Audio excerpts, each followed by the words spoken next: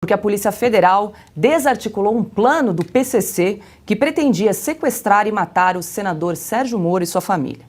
Foram cumpridos 24 mandados de busca e apreensão e 11 de prisão em Mato Grosso do Sul, Rondônia, São Paulo e no Paraná. Ao menos 9 já foram presos em São Paulo.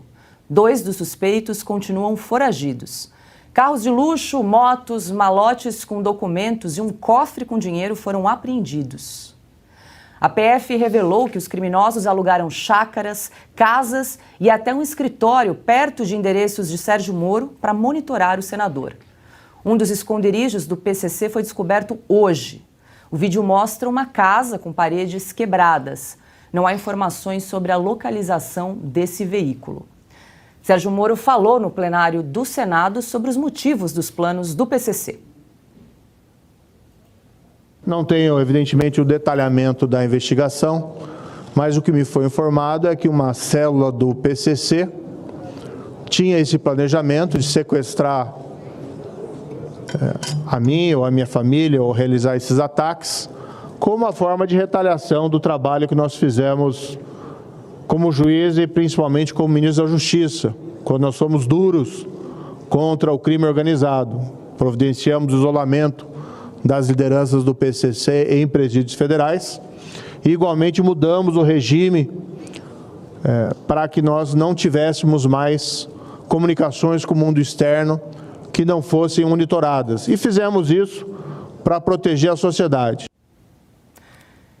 Entre um dos integrantes do PCC transferidos de presídios federais está o líder da facção, Marcos Camacho, o Marcola. E aí, Silvio Navarro, a gente tem acompanhado esse assunto desde o início da manhã, algo bastante sério. Essa foi uma operação da Polícia Federal exitosa, de sucesso, de um plano que já, pelo visto, estava bastante avançado, né? Estava avançado, foi frustrado por ação da polícia, do Ministério Público. Parabéns à polícia e ao Ministério Público por impedir que algo pior tivesse acontecido. Agora, espero mesmo que o senador Sérgio Moro esteja correto e que as motivações para tentar articular um plano de morte, né, dele e de outras autoridades seja a reprimenda, a ação firme, a mão pesada contra esses líderes do PCC que estão presos, a maioria em RDD, regime diferenciado, que permite pouco tempo fora da cela, em isolamento total, em presídios de alta segurança, segurança máxima. Eles são transferidos com alguma periodicidade, justamente para tentar impedir a comunicação com o mundo externo, né, com os criminosos que estão na rua. Muitas vezes essa comunicação acontece por meio dos advogados da facção, os chamados gravatas. O PCC é uma multinacional hoje do crime, atua em várias direções, atua com roubo de carga, com aluguel de armamento, com roubo de bancos e com narcotráfico, evidentemente. Então, espero que seja isso, a mão pesada do juiz Sérgio Moro e de outras autoridades para impedir regalias, visitas íntimas prolongadas, redução, né, do tempo de reclusão em cela. Espero que seja só isso e que não exista nenhum tipo de motivação política por trás disso. Afinal de contas, ele foi o juiz da Lava Jato, ele foi o juiz que durante anos prendeu a maior gama possível de políticos, de empresários e que combateu como ninguém o crime de colarinho branco no Brasil, numa clara ação que atingiu ali o coração de muita gente e por isso hoje esse pessoal todo é movido por revanchismo. Estou tomando aqui alguns cuidados todos, porque evidentemente que é algo que está sendo usado politicamente e não por menos, afinal de contas, ontem o presidente Lula disse numa entrevista que desejava o mal, né, ao juiz Sérgio Moro. Ele usou palavrões aí que eu não vou repetir aqui. Então, estou tendo toda a cautela do mundo, mas evidentemente, um juiz alvo de uma tentativa de um plano de assassinato e esse juiz também é o inimigo número 1 do atual mandatário da República. Ponto. São 2 fatos. Estou apenas colocando eles aqui em debate. Paula, e em relação eu também queria citar aqui a figura do Ministério Público, do Lincoln Gaquia, com quem já conversei algumas vezes, entrevistas diversas. Exatamente. E talvez ele seja hoje o integrante do Ministério Público mais caçado pelo PCC, justamente por ser o responsável pela prisão dos líderes todos do PCC. Ele já foi alvo de diversas estratégias, tentativas de homicídio. Ele já chegou a comentar em entrevistas que estava, por exemplo, praticando esporte ao ar livre, mesmo escoltado. Ele anda escoltado com vários homens fortemente armados e drones o perseguiam. A família dele vive constantemente ali sob alta segurança, sob alta pressão. Uma das vezes um plano foi inclusive de tentativa de assassinato dele descoberto, porque estava escrito no verso das roupas, da bermuda de um dos integrantes do PCC. Então veja, também minha solidariedade a ele, que cumpre aí uma missão incrível no nosso país de tentativa de combate ao crime organizado. Paula. Cris, a Polícia Federal acredita aí que a motivação do plano tenha sido a atuação de Sérgio Moro à frente do Ministério da Justiça e Segurança Pública no governo Bolsonaro. Algumas ações aí de Sérgio Moro enquanto ministro, como a transferência do Marcola para o Presídio Federal e também a restrição às visitas íntimas. Mas veja, o Marcola foi só um. Parece que ao longo, estava vendo os levantamentos hoje, ao longo de um ano e pouco que Sérgio Moro ficou no cargo de ministro da Justiça e Segurança Pública, por ordem dele, 320 chefes de crime organizado ou narcotráfico, aí 320 foram isolados em presídios de segurança máxima, em presídios federais. É uma retaliação muito grande, né, sentida pelo crime organizado aí, porque aí, segundo a Polícia Federal, na época, flagrou em conversas grampeadas com autorização judicial, havia inclusive conversas entre eles monitorando esse remanejamento de chefes de facções criminosas de um lado para o outro e percebendo que eles ficariam sem nenhuma comunicação, nem mesmo com esses advogados caríssimos que eles pagam, né, para depois conseguir análise de recursos muito rapidamente em instâncias superiores, em tribunais de Brasília, eles não conseguiriam ter esse contato com o mundo exterior nem através de advogados e nem através de visitas, então, visitas íntimas, né? Então, eles diziam nessas conversas que foram gravadas pela Polícia Federal que mesmo que eles fossem substituídos, eles estavam criticando, né, o plano de Moro na época, mesmo que eles fossem substituídos, demoraria muito tempo para que os substitutos conseguissem pegar o ritmo da coisa. Então, olha só o quanto abalou o crime organizado isolar os grandes chefes em presídios federais. Então, esse seria realmente um dos motivos para esse plano macabro aí de sequestrar algum parente do ex-ministro, ex-juiz, atual senador, ou até ele próprio, né? Ou algo até pior do que sequestro, segundo consta das informações dessa operação de hoje. Havia, inclusive, o plano de matar o senador Sérgio Moro. Então, é tudo muito grave, né? É gravíssimo. E o mais grave é quando a gente associa aquele vídeo também macabro, para usar um adjetivo que eu acho que cabe bem, do atual presidente da República na cadeira de presidente dentro do Palácio do Planalto, dando entrevista para um blog que já foi abastecido por empreiteiras amigas, né? A Lava Jato também revelou isso, com os jornalistas rindo ali da piadinha e o presidente dizendo que queria se vingar de Sérgio Moro. Então é tudo muito grave. Estão tentando botar panos quentes nessa coincidência, mas a gente não pode deixar de apontar essa terrível coincidência. No dia seguinte, em que o presidente da República revela ter essa sanha de vingança, o que, aliás, é uma quebra de decoro absurda, a polícia deflagra essa operação aí e revela para o Brasil o que os maiores bandidos do país estavam planejando. Ana, também quero te ouvir esse respeito, mas vou acrescentar mais uma informação, porque o senador Sérgio Moro falou hoje no plenário do Senado e apresentou um projeto de lei para aumentar a proteção de agentes públicos, advogados, testemunhas e peritos que investigam o crime organizado. Um projeto muito simples. Tive a oportunidade de mostrá-lo a Vossa Excelência anteriormente e discutir com outras autoridades da República, que prevê a criminalização de um planejamento para a prática de atentados contra autoridades.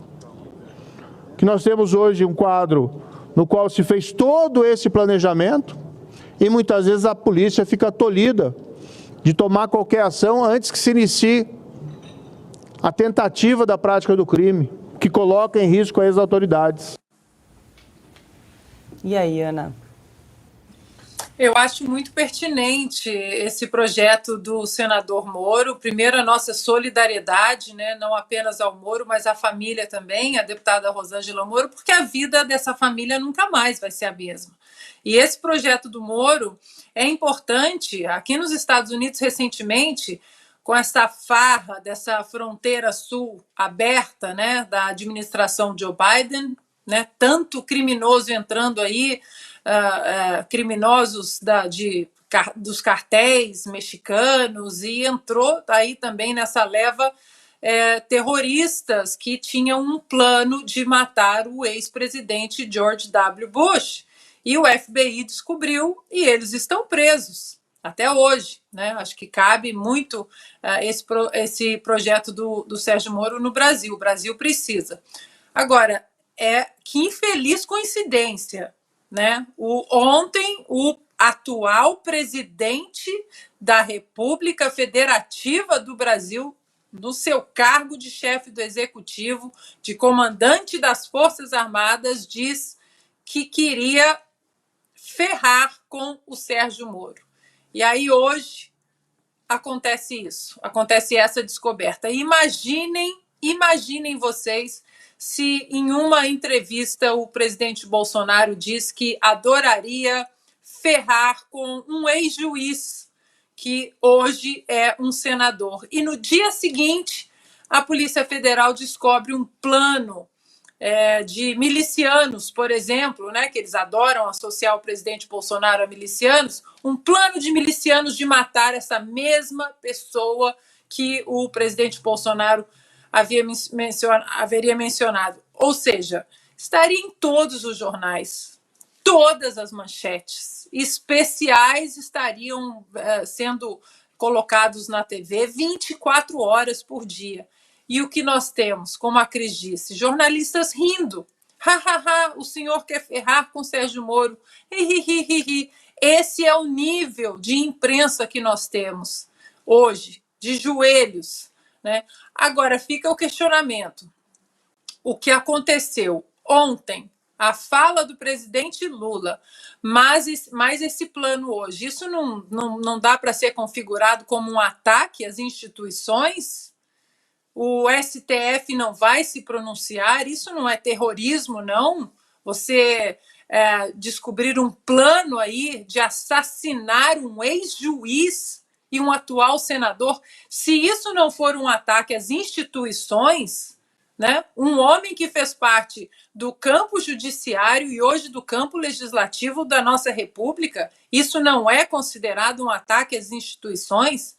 O STF não vai se pronunciar sobre isso, né? São perguntas, claro, né? Perguntas retóricas, porque a gente sabe que não vão se pronunciar. Agora, imaginem se depois dessa fala infeliz do Lula, tivesse acontecido uma tragédia hoje com o Sérgio Moro. Graças a Deus, a Polícia Federal, super competente, descobriu isso a tempo. E aí? Né? Para finalizar, Paula, muita gente quer empurrar essa descoberta de hoje para conta desse atual governo. Não, olha como a Polícia Federal do PT está protegendo o Sérgio Moro, até numa tentativa de um pouco de limpar o que o presidente Lula disse ontem. Pois essa investigação ela vem do ano passado, ela vem da administração do presidente Jair Bolsonaro.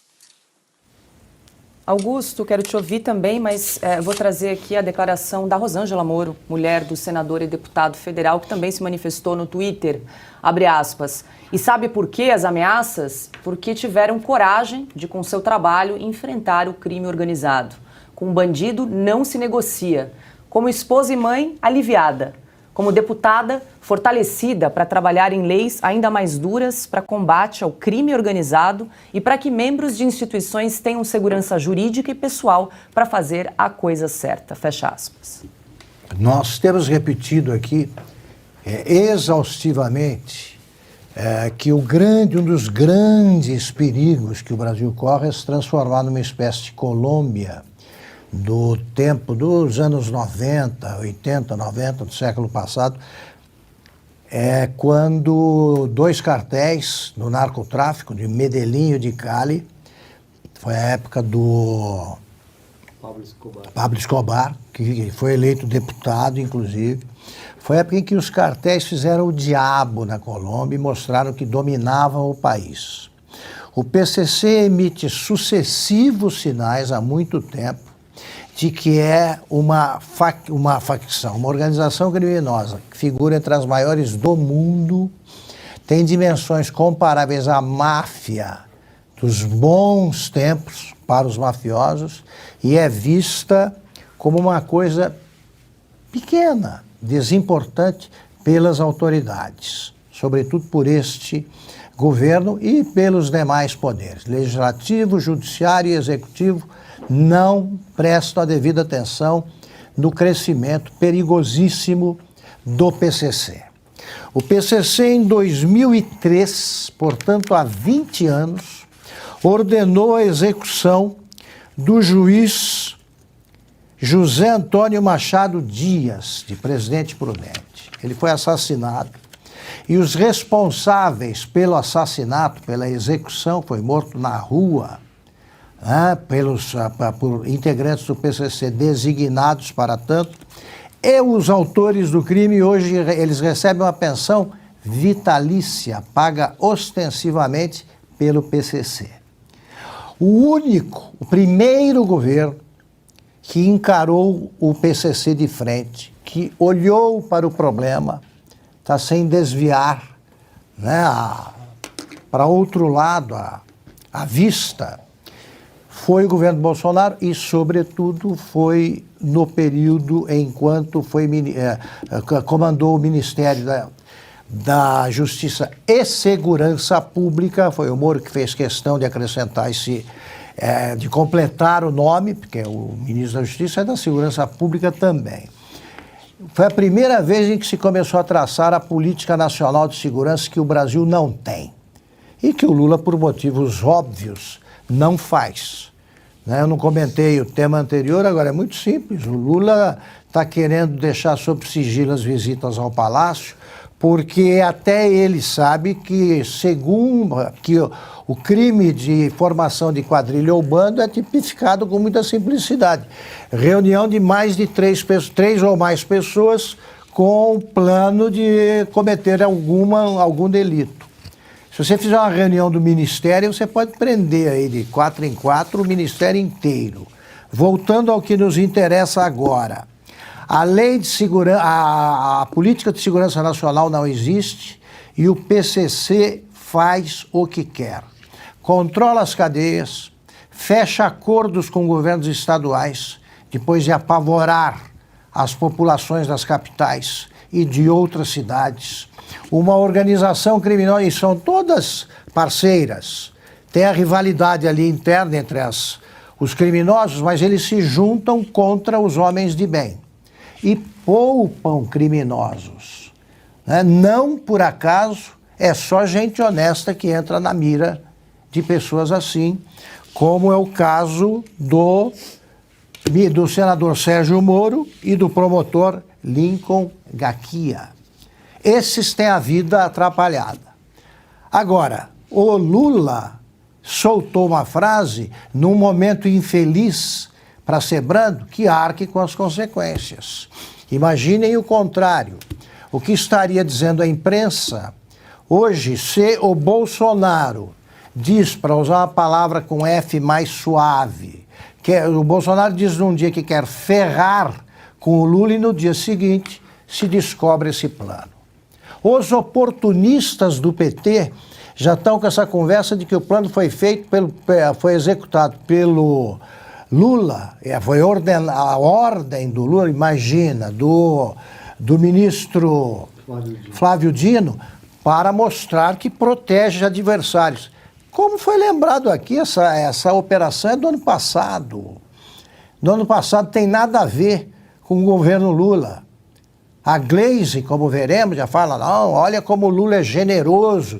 Quer dizer que ele sabia que o Sérgio Moro era alvo do PCC e mesmo assim diz que gostaria de ferrar o senador Sérgio Moro, então é um político cretino, no mínimo. Se sabia dessa operação, não deveria dizer o que disse. Se o Lula sabia, não deveria dizer o que disse. Né? Se não sabia, então não pode ninguém dizer que ele protege adversários, ele deseja o mal para os adversários. Agora, de novo, ou o Brasil deixa de proteger bandidos e começa a combater de frente a chaga que mais cresce aí no organismo brasileiro, o organismo político, moral, toda judicial, tudo isso. Ou combate isso ou se rende. A Colômbia chegou a se render, demorou anos ou décadas para escapar dessa. E a gente está olhando isso aí como se fosse, não, é um pequeno grupo. Não está na favela da Maré, por exemplo, lá é outro grupo, não é tão grande assim. Ministros visitam favelas, então não domina todos, etc, etc.